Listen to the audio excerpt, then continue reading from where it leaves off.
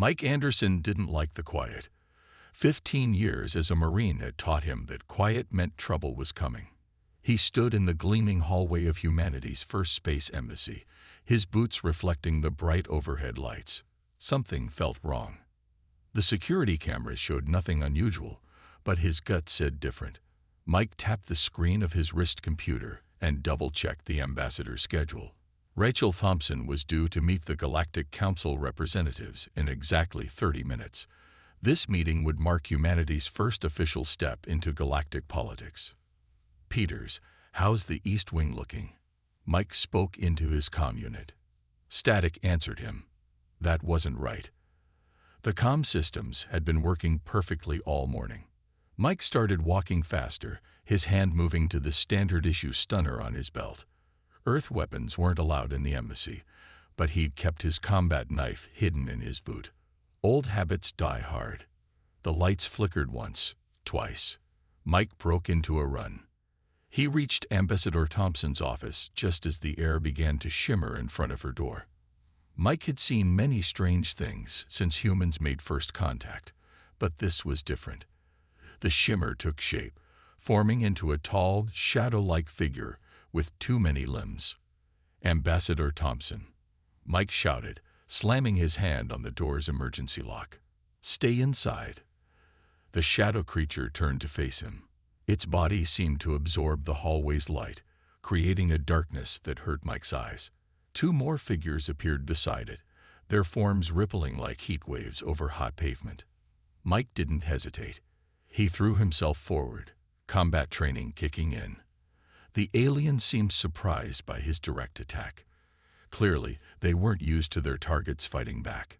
His knife found solid form despite their shadowy appearance, and one of the creatures let out a high-pitched sound that made his teeth hurt. Inside the office, he heard Ambassador Thompson calling for help on her emergency line. The aliens moved with incredible speed, their limbs stretching and morphing as they tried to get past him to the door. But Mike had one advantage. They couldn't seem to track his movements properly. Every time they struck, their attacks landed where he had been, not where he was. Mike used this strange delay to his advantage, keeping himself between the aliens and the door while landing hit after hit with his knife. "Security breach in the diplomatic wing," the station's AI announced calmly. "Human security forces responding. All personnel, please remain in secure locations." The shadow creatures became more desperate. One of them pulled out a device that looked like liquid metal, but Mike kicked it away before it could be used. The device hit the wall and melted through it like acid. "You picked the wrong species to mess with," Mike growled, striking again with his knife. The blade glowed where it cut through their shadowy forms, leaving trails of light in its wake. Station security arrived just as the last alien disappeared in a flash of dark energy, leaving behind nothing but scorch marks on the floor and walls. Mike's knife glowed faintly in his hand, covered in what looked like starlit oil. When the all-clear was given, Ambassador Thompson opened her door. She looked at the destruction in the hallway, then at Mike, who was still standing guard despite a nasty burn on his arm. "Mr. Anderson," she said, her voice steady despite what had just happened, "I believe you've just saved my life. But more importantly, you've discovered something crucial." She pointed to his combat stance. "They couldn't track you properly, could they? Their attacks were always slightly off." Mike nodded slowly, realization dawning. "They seemed confused by my movements, like they were fighting on a delay." "This is big," Thompson said, already reaching for her secure tablet. "We need to contact Earth immediately. If humans are naturally resistant to their tracking abilities." She paused, looking at the melted wall. "We might be the only species that can fight the shadowbound and survive." Mike cleaned his knife and slid it back into his boot. The quiet was gone, replaced by alarms and the sound of emergency teams arriving. But he knew this was just the beginning. Humanity had accidentally stepped into a galactic war, and they had just become the biggest threat to the galaxy's deadliest assassins. Whether they were ready or not, the fight had begun. 3 days after the attack, Jessica Parker stared at her lab results in disbelief. The xenobiologists have been working nonstop since the embassy incident, trying to understand why humans were immune to the Shadowbound's tracking abilities. The answer was both simple and shocking. You're telling me it's because of Earth's radiation? Mike Anderson leaned against her lab table, looking at the holographic display floating above it. The knife he had used against the assassins sat in a sealed container nearby, still giving off a faint glow. Not just any radiation, Jessica explained, pushing her red hair back from her face. Earth has higher background radiation than most habitable planets. For millions of years, humans evolved while being exposed to it. Our cells adapted. She pointed to a diagram showing human DNA compared to other species. We're naturally shielded. Mike watched as she brought up more data. And this affects their tracking now. The Shadowbound use a form of psychic tracking to predict where their targets will be. But human neurons fire differently because of our adaptation to radiation. They literally can't predict our moves because our brains work differently than every other known species. Their conversation was interrupted by Ambassador Thompson rushing into the lab. Her face was pale. "We have a problem," she said, placing a datapad on the table. "The Galactic Council just released their ruling about our colonies." Jessica picked up the pad and read aloud. Earth's establishment of extrasolar colonies without proper permits constitutes a Class 1 violation of galactic law. She looked up. "That doesn't sound too bad." "Keep reading," Thompson said grimly. "Rather than risk diplomatic incident through direct intervention, the Council has authorized." "Oh no," Jessica's eyes widened. "They've authorized private contractors to deal with the situation. They've put bounties on all human leadership involved in the colonization program." Mike straightened up. "They're trying to kill their way out of embarrassment. Instead of admitting they didn't notice us setting up colonies, they're going to eliminate everyone involved and pretend it never happened." "It gets worse," Thompson said. "The bounties are attracting attention from every assassin guild in the galaxy. The Shadowbound were just the first to try." Just then, Mike's security alert buzzed. He checked his wrist computer and swore. "We got 3 more ships approaching the station. Their signatures match known assassin vessels." Jessica quickly saved her data and activated the lab's security protocols. "We need to warn Earth." But more importantly, she grabbed a small device from her workbench. "I think I know how we can use this to our advantage." "What's that?" Mike asked, already moving to secure the lab's entrance. "I've been studying the residue from your knife. The Shadowbound's bodies seem to react strongly to our natural radiation signature, if we can amplify it." She typed rapidly on her computer, bringing up a new set of calculations. "We might be able to not just hide from them, but actively repel them." Ambassador Thompson was already making calls on her secure line. "I'll get you whatever resources you need. Mike, we need to establish a protection network immediately. Every human leader who is involved in the colonization program needs to be secured." Mike nodded. "I know just the person to help. Thomas Cooper, former Black Ops. He's been training civilian security forces on our outer colonies." He paused, checking another alert. "But we need to move fast. Those ships will dock in less than an hour." Jessica held up her device. "Give me 30 minutes. If this works, we'll have more than just passive protection. We'll have a weapon." Thompson looked at both of them. Earth broke their rules by accident, but they're playing by rules we never agreed to. Maybe it's time to show them why that was a mistake. "They think we're primitive because we're new to space," Mike said, checking his weapons. "But they forget something important. Species that evolve on tough worlds don't survive by being weak." Jessica's device began to hum as it powered up. Outside, the station's alerts began to sound as the assassin ships drew closer. The hunt was on, but this time, humanity was ready. The galaxy was about to learn that putting a price on human heads was a very, very expensive mistake. Thomas Cooper didn't look like someone who could teach people to survive assassins from space. He was a short man with gray hair and reading glasses who could have been someone's grandfather. But as he faced the room full of scared human officials, his voice carried the weight of decades of experience. "First rule," he said, pacing in front of the group gathered in an underground bunker on Mars Colony 3. "Fear is good. Fear means your brain is working. But panic will get you killed." He nodded to Mike Anderson, who stood by the door. Mike stepped forward. 2 weeks ago, we had our first encounter with the Shadowbound. Since then, there have been 15 more attempts on human leaders. Thanks to Dr. Parker's research and Mr. Cooper's training, we haven't lost anyone yet. Jessica Parker sat at a computer terminal nearby, monitoring the readings from her latest version of the radiation amplifier. The small devices now hung from everyone's belts, humming softly. "The aliens are getting frustrated," she said. "They've never failed this many times before." "Which makes them dangerous," Thomas added. He picked up a practice weapon from the table.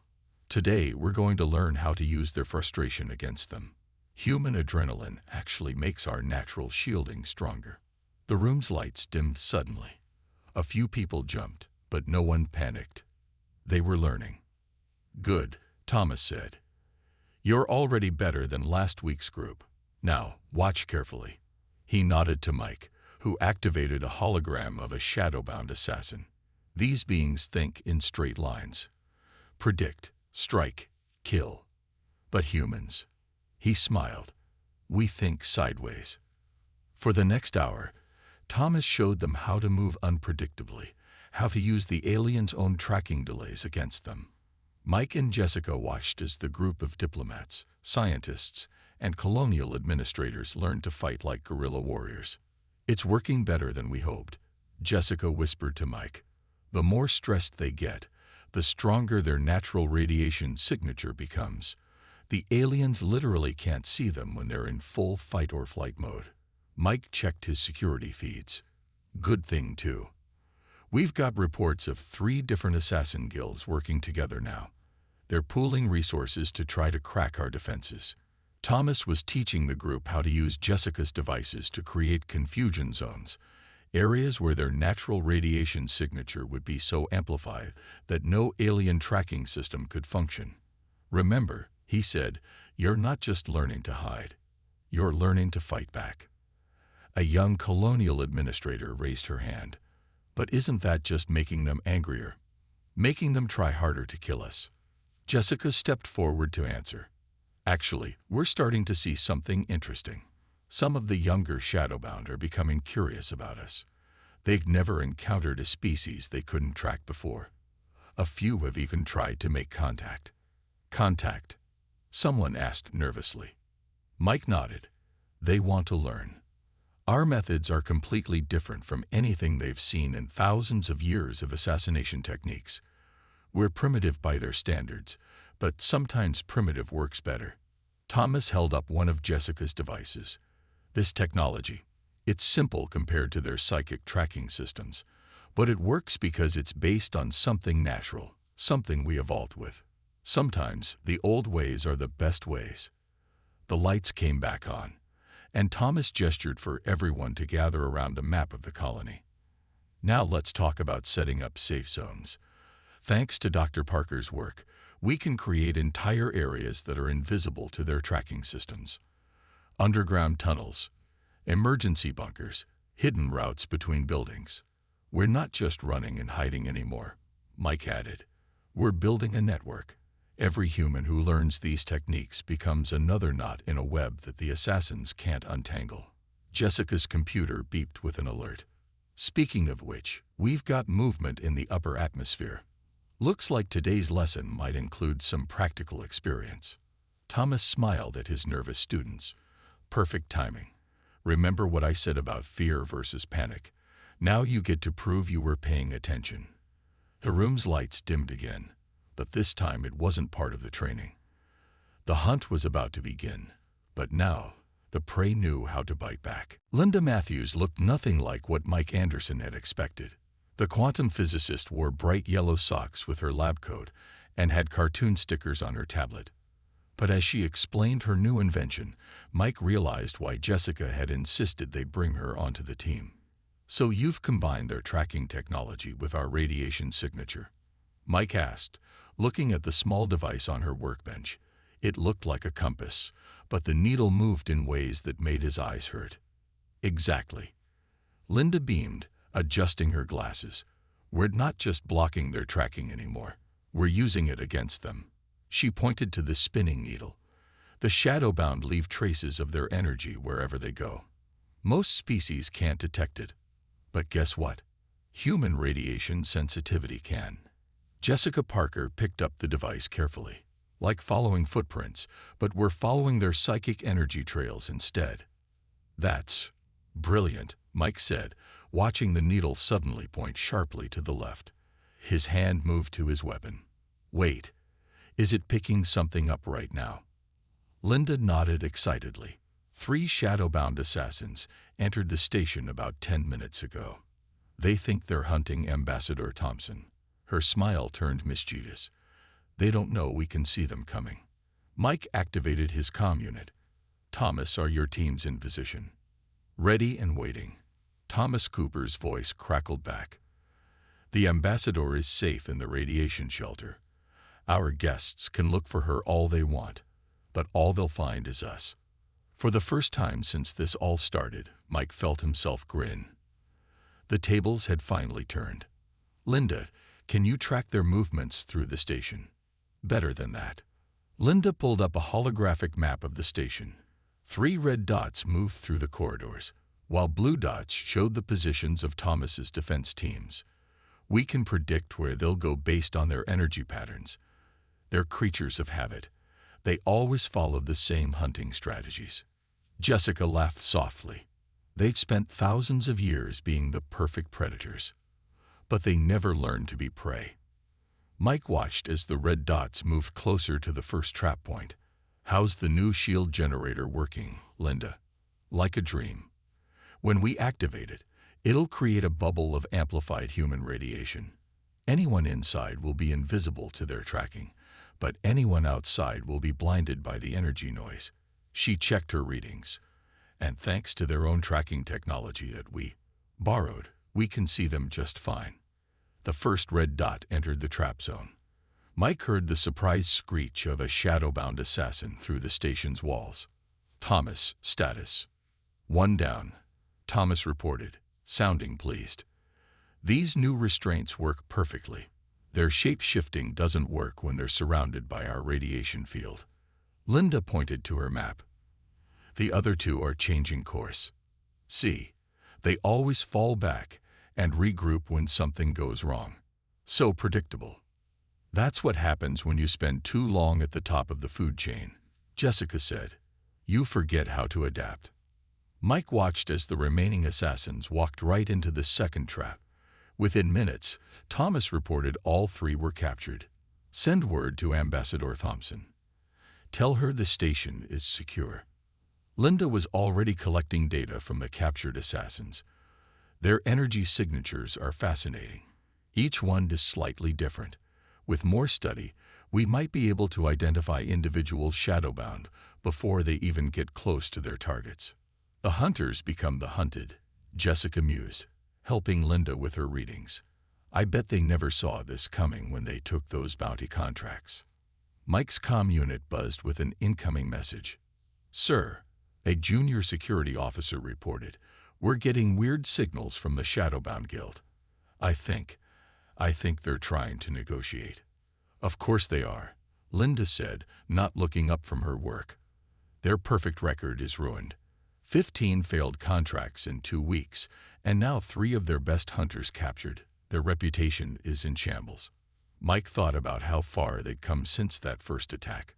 From barely surviving to capturing elite assassins, humanity had learned fast. Tell Ambassador Thompson we're entering Phase 2. It's time to show the galaxy that putting bounties on humans isn't just dangerous. He looked at the captured assassins on Linda's monitors. It's bad for business. Ambassador Rachel Thompson stood before the Galactic Council, her head held high. The massive chamber was filled with representatives from 1,000 worlds, but she didn't show any fear. Behind her stood Mike Anderson and Robert Wilson, her trusted security chief and diplomatic aide. "Honorable Council," she began, her voice clear and strong. "I am here to discuss the bounties placed on human leaders. But more importantly, I am here to reveal the truth about why they were placed." The council chamber buzzed with whispers. Robert held a secure data tablet tightly against his chest. It contained evidence that had cost them dearly to gather. "The human colonies you claim were illegal," Thompson continued. "We have proof that certain council members knew about them all along. They took bribes to stay quiet, planning to use the situation later to control Earth." Angry shouts filled the chamber. A tall, blue-skinned council member stood up. "These are serious accusations. Ambassador, where is your proof?" Robert stepped forward and activated the tablet. Holograms appeared in the center of the chamber, showing secret meetings, hidden money transfers, and private messages between council members and assassin guilds. "The bounties were never about law enforcement," Thompson said. "They were about covering up corruption. But you made one mistake. You thought humans would be easy targets." Mike watched the chamber's security carefully. His team had already stopped 3 assassination attempts since they arrived. The Shadowbound weren't the only ones who wanted this evidence buried. Suddenly, a shadow moved where no shadow should be. Mike saw it first. An assassin materializing right behind Robert. "Down," Mike shouted, but Robert was already moving. All those training sessions with Thomas had paid off. Robert dropped and rolled, the assassin's blade missing him by inches. The tablet stayed safe in its radiation-shielded case. The chamber erupted in chaos. Council members jumped from their seats as security forces rushed in. But they all stopped when they saw what happened next. Mike and Robert hadn't just dodged the attack. They caught the assassin. Using Linda's new tracking technology and Jessica's radiation fields, they trapped the would-be killer in seconds. The assassin's shape-shifting powers failed under the human radiation field, revealing its true form to the entire council. "That's a guild master of the Shadowbound," someone gasped. "They never fail. They never get caught." "Times change," Mike said, holding the struggling assassin. "And speaking of change," he nodded to Robert, who played the final piece of evidence.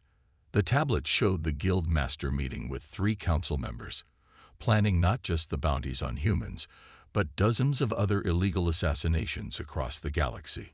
A different council member stood up, this one with 4 arms and silver skin. "I represent the Outer Rim worlds. We too have suffered from these corrupt practices. We stand with Earth." More representatives stood, one after another. Thompson had been busy making allies among other species who had been hurt by the Council's secret deals.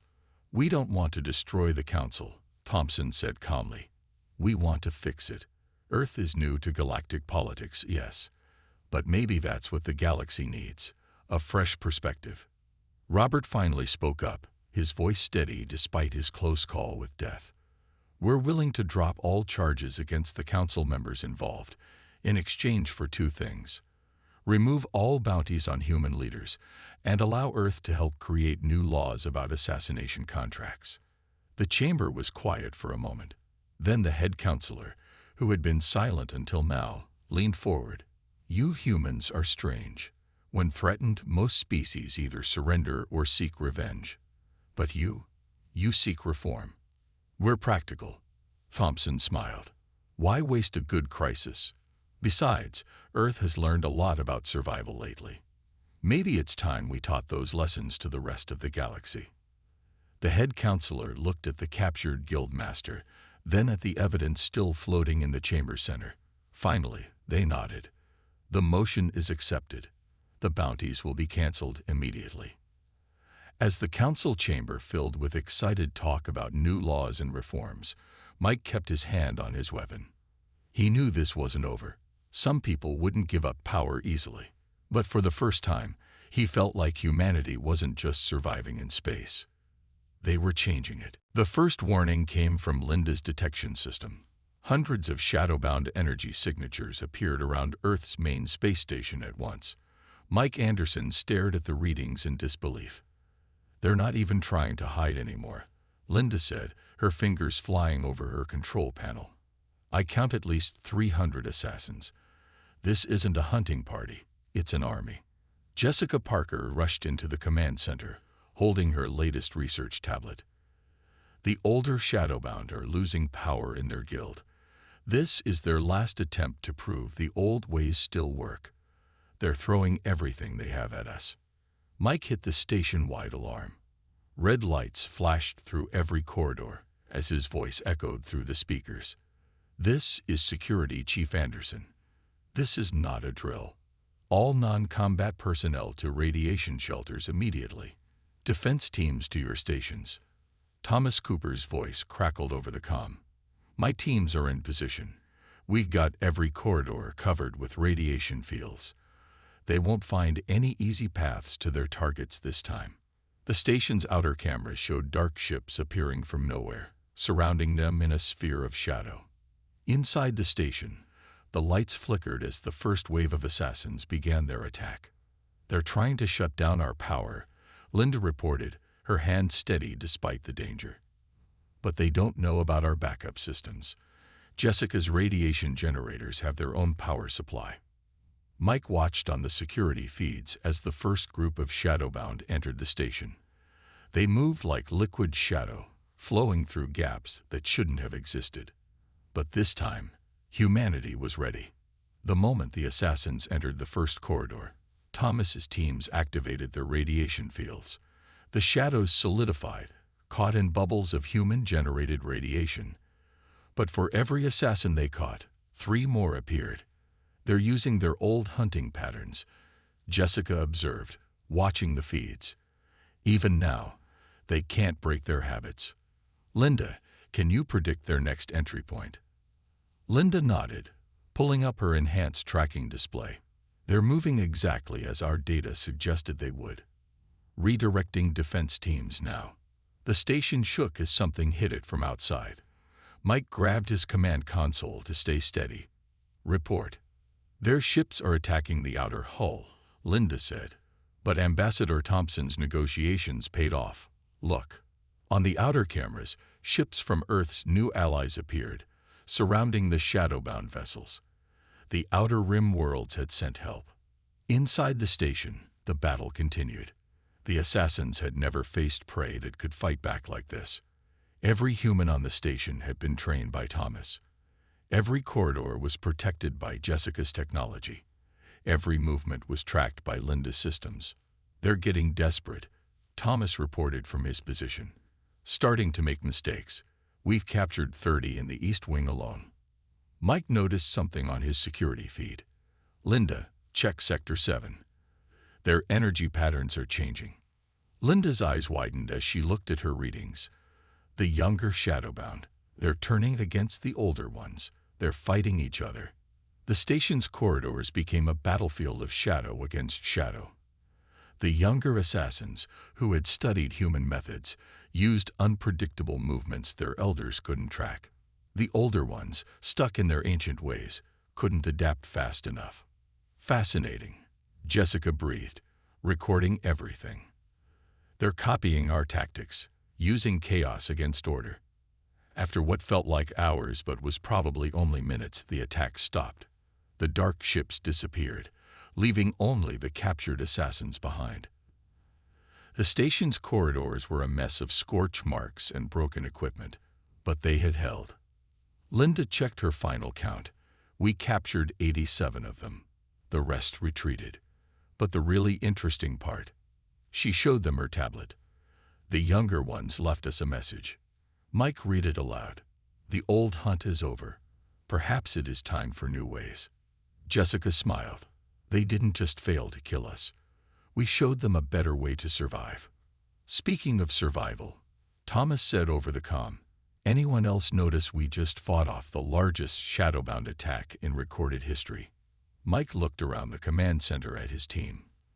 The scientist who turned their weakness into strength, the physicist who made their enemies visible, the trainer who taught diplomats to fight back. Together, they had done the impossible. Send word to Earth, he said. Tell them the station is secure. and add a note for the Shadowbound Guild. He paused, allowing himself a small smile. Hunting humans is bad for business. Jennifer Walsh never thought she'd be teaching alien assassins how to fight. Yet here she was, in a special training facility on Mars, showing a group of young Shadowbound how to move like humans. The key is controlled chaos, she explained, demonstrating a combat role that seemed to make her disappear from the Shadowbound's tracking senses. Stop trying to plan every move. Let your instincts guide you. The young aliens watched with their shadowy forms rippling in interest. Unlike their elders, they had chosen to learn rather than fight. After the failed attack on Earth's space station, the Shadowbound Guild had split into two groups. Mike Anderson stood in the observation room above, watching the training with Jessica Parker and Linda Matthews. "It's strange," Jessica said, making notes on her tablet. "Their biology actually starts to change when they train with us. The more they practice unpredictable movements, the more their natural abilities adapt." Linda nodded, checking her readings. "Their energy signatures are evolving. They're developing their own version of our radiation shielding. It's like their bodies are learning from exposure to us." Below, Jennifer was pairing up the Shadowbound trainees for practice. The younger aliens had discovered that by copying human unpredictability, they could hide from their own kind's tracking abilities. "Remember," Jennifer called out, "in the old days, assassins succeeded by being perfect. But perfect is predictable. Sometimes the best way to survive is to be perfectly imperfect." Mike's comm unit buzzed. It was Thomas Cooper. "You need to see this," Thomas said. "The older Shadowbound just released a statement to the Galactic Council." The group moved to a nearby conference room where Thomas had sent the message. The words floated in holographic form above the table. "The Shadowbound Guild hereby declares all contracts on human targets void. Furthermore, we acknowledge the emergence of a new branch of our ancient order. The ways of shadow must adapt or fade into shadow themselves." "They're accepting the change," Jessica said, surprised. "I thought they'd fight longer." "They're survivors," Mike replied. "They've lasted this long by knowing when to change course, even if some of them don't like it." The door opened, and Ambassador Thompson walked in, followed by Robert Wilson. Both looked pleased. "The Council is formally recognizing the new branch of the Shadowbound," Thompson announced. "They're calling themselves the Shadow Dancers." Apparently, Jennifer's training methods impressed them that much. Through the window, they could see Jennifer teaching a group of Shadowbound how to use controlled falls and random movements to confuse enemy tracking systems. The alien shadows twisted and turned in ways their ancestors never would have considered. "It's not just about fighting anymore," Robert added, setting down his tablet. "Some of them are talking about using their abilities for protection instead of assassination. They want to guard people instead of kill them." Linda's detection system beeped. She checked the readings and laughed. "The energy patterns of the trainees, they're starting to look like human radiation signatures. Not exactly the same, but similar. They're actually evolving." Mike watched as Jennifer demonstrated another move, her students copying her with increasing skill. From hunters to hunted to teachers. "I don't think any of us saw this coming when they first tried to kill us." "That's humanity's real strength," Jessica said. "We don't just survive changes, we cause them." Thompson smiled as she watched the training below. "The galaxy expected us to be easy prey. Instead, we taught their perfect predators how to dance." "Speaking of changes," Thomas's voice came through the comm again. "You all might want to check the latest guild registrations. 3 other assassin guilds have requested human combat instructors. They're calling it adaptive combat training." Jennifer's voice carried up from the training floor. "Good. Now forget everything I just taught you and surprise me." The Shadowbound trainees moved in patterns that seemed random but held hidden purpose. They were learning that the best way to survive wasn't to be the perfect hunter or the perfect prey. It was to be perfectly unpredictable. 6 months after the Great Space Station battle, Mike Anderson stood in the newly built Galactic Security Academy on Earth. The massive training facility stretched for miles, combining human ingenuity with alien technology. Through the window, he could see Jennifer Walsh teaching a mixed class of humans and reformed Shadowbound. "Did you ever think we'd end up here?" Jessica Parker asked, joining him at the window. "Teaching aliens how to protect people instead of kill them." Mike shook his head, smiling.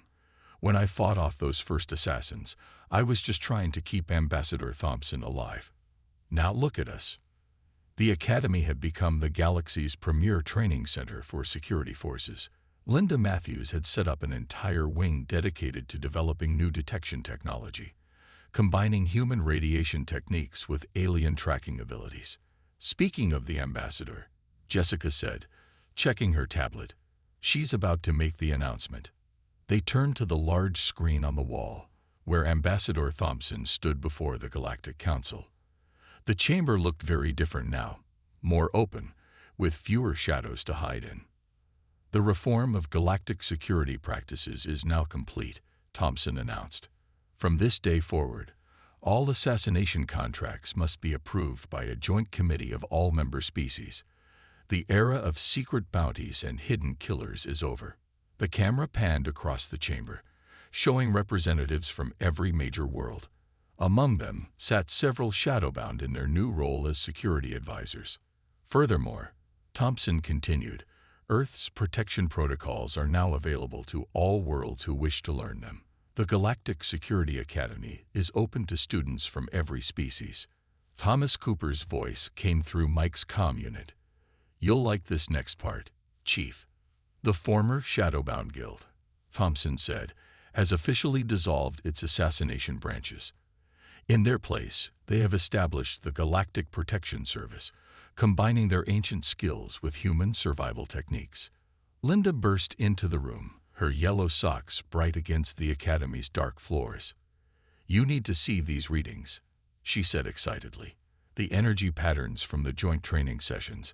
They're creating completely new signatures. Humans and Shadowbound working together are developing abilities neither species had alone." On the training field below, Jennifer was demonstrating this firsthand. Her human students and Shadowbound trainees moved in perfect chaos together, their actions impossible to predict or track. They had learned to blend Earth's natural radiation shields with shadow-walking abilities. "Robert's report just came in from the Outer Rim," Jessica added, reading from her tablet. "Criminal organizations are falling apart. Nobody wants to hire assassins who might turn out to be protection agents in disguise." Mike watched as a young Shadowbound trainee helped a human student perfect a move that made them virtually invisible to tracking systems. "We didn't just survive their assassination attempts," he said. "We changed the whole game." Thomas walked in, carrying coffee for everyone. "The last of the old bounties was officially canceled this morning," he reported. "Even the hardcore traditionalists have given up. Can't fight evolution," they said. Linda's detection system beeped. She checked it and laughed. "Another assassination guild just requested to join the Academy. That's the 5th one this week." "Well," Mike said, "I guess humans aren't the only ones who can learn to adapt." Ambassador Thompson's voice drew their attention back to the screen. "Let this be remembered as the day we proved that change is not our enemy. Humanity didn't just survive in space. We helped make it safer for everyone." Jessica raised her cup in a toast. "To the galaxy's worst assassination targets. And its best survival teachers," Thomas added. Mike looked around at his team.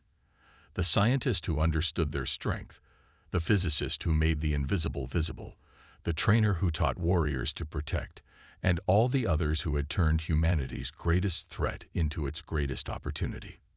Outside, human and alien students trained together under Earth's sun, their movements a dance of shadow and light, protection and power. They had not just survived the assassins, they had transformed them. In the end, humanity's guide to surviving space had become the galaxy's guide to a better future.